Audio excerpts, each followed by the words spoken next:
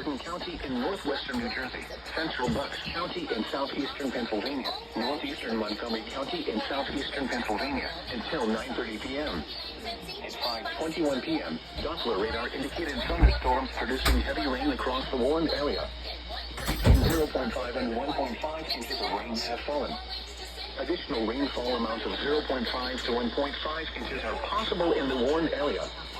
Flash flooding is ongoing or expected to begin shortly. Hazard: flash flooding caused by thunderstorms. Source: radar.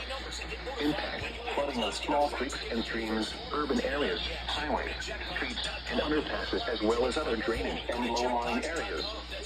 Some locations that may experience flash flooding include Lansdale, Doylestown, Durham, Sullivan, Bedminster, Flemington, Chalfont, Tunicum, Hatfield, Dublin, Allentown, and Stockton.